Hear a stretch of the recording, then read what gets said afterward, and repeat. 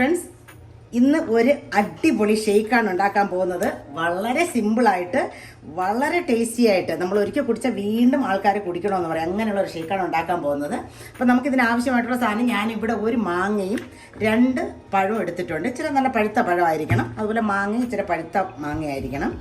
എന്നിട്ട് പിന്നെ എടുത്തിട്ടുള്ള സാധനം എന്ന് പറഞ്ഞു കഴിഞ്ഞാൽ, ഞാനൊരു ഇച്ചിരി ശർക്കര തന്നെ ഇടണം. അത് ഞാനിപ്പോൾ വളരെ കുറച്ച് എടുത്തിട്ടുള്ളൂ. നിങ്ങളുടെ മധുരം അനുസരിച്ച് നിങ്ങൾക്ക് ഇടാം. ഇതിപ്പോൾ ഒരു 2 സ്പൂൺ പോലും തികച്ചില്ല, കാരണം മാങ്ങയിലും പഴത്തിലുമൊക്കെ മധുരം ഉള്ളതാണ്. അത് ഓപ്ഷണലാണ്, നിങ്ങൾക്ക് എത്ര വേണോ മധുരം അനുസരിച്ച് ഇടാം. പിന്നെ ഒരു ഇച്ചിരി റൈസിനും ഇച്ചിരി കശുവണ്ടിയും കൂടെ നുറുക്കി വെച്ചിട്ടുണ്ട്. പിന്നെ ഒരു സാധനം കൂടെ ഞാൻ ആഡ് ചെയ്യുന്നുണ്ട്, നമ്മുടെ ബേസിൽ സീഡ്.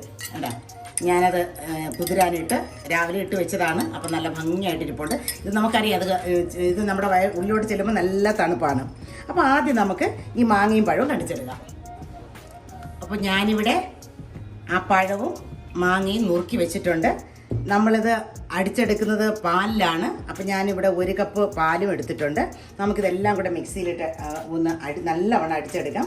അപ്പോൾ അതിൻ്റെ കൂടെ ഈ ഏലക്കായുടെ മണം ഇഷ്ടമുള്ളവർ ഒരു പിഞ്ച് ഏലക്ക ഞാൻ പൊടിച്ച് വെച്ചേക്കുന്നതാണ്. ഞാനിവിടെ 1 പിഞ്ച് ഏലക്കയും കൂടെ ഇട്ട് കൊടുക്കുന്നുണ്ട്. അപ്പോൾ നമുക്കിത് ആദ്യം ഇതിൻ്റെ മിക്സിയിലേക്ക് ഇട്ട് ഈ പാലും ഏലക്കയും പിന്നെ ഇതിൻ്റെ കൂടെ ശർക്കരയും ഇടണം. അപ്പോൾ ശർക്കര ഞാൻ വളരെ കുറച്ച് എടുത്തിട്ടുള്ളൂ. ഈ പഴവും ശർക്കരയും കൂടി ആകുമ്പോൾ ഭയങ്കര ഒരു ടേസ്റ്റാണ് കേട്ടോ. ഒരു ഇച്ചിരി ഏലക്ക, നേരത്തെ ഞാൻ കാണിച്ചതുപോലെ ഒരു പിഞ്ച് ഞാൻ അത്ര ഇടുന്നുള്ളൂ. എന്നിട്ട് ഈ പാൽ ഒഴിച്ച് നമുക്ക് ഇതിനെ അടിച്ചെടുക്കാം. ഞാനങ്ങനെ ജ്യൂസ് അടിച്ചെടുത്തിട്ടുണ്ടോയെന്ന് നല്ല കട്ടിയാണ്, നല്ല സ്മൂത്തി പോലെ ഇരിക്കും. അപ്പം നമുക്ക് ഇത് ഒരു ഗ്ലാസ്സിലേക്ക് ഒഴിക്കാം.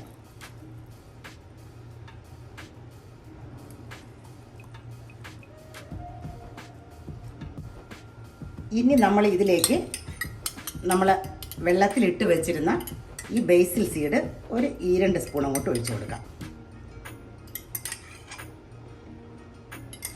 ഇത് ബാക്കിയുണ്ടെന്നുണ്ടെങ്കിൽ വെച്ചിരുന്നാൽ മതി, ഒന്നും ചെയ്യത്തില്ല കേട്ടോ, നമുക്ക് വയ്ക്കാം. എന്നിട്ട് ഇതിനെ നമുക്കൊന്ന് സ്പൂൺ കൊണ്ട് കലക്കാം.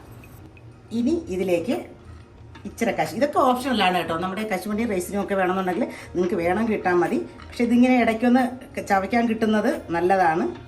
ഇച്ചിരി കഴിയുമ്പോൾ താഴ്ന്ന് പൊക്കോളും. അപ്പം ഇങ്ങനെ നുറുക്കി വെച്ചിടുക. അതൊക്കെ നിങ്ങളുടെ ടേസ്റ്റ് അനുസരിച്ച് എത്ര വേണോ അത്രയും ഇടുക. നമ്മുടെ അടിപൊളി ഷേക്ക് റെഡി ആയിട്ടുണ്ട്. അതായത് മാംഗോ ബനാന ഷേക്ക്. എല്ലാവരും ഉണ്ടാക്കി നോക്കണം, വളരെ ടേസ്റ്റിയാണ്. ഈ ചൂട് സമയത്ത് കുടിക്കാനായിട്ട് എന്തൊരു ടേസ്റ്റാണെന്ന് അറിയാമോ. ടേസ്റ്റ് മാത്രമല്ല, നമ്മളിത് കുടിച്ച് കഴിയുമ്പോൾ നമുക്ക് നല്ല ഒരു കുളിർമ തോന്നും. അപ്പോൾ എല്ലാവരും ഉണ്ടാക്കി നോക്കണം. അപ്പോൾ ഓക്കെ, ബൈ.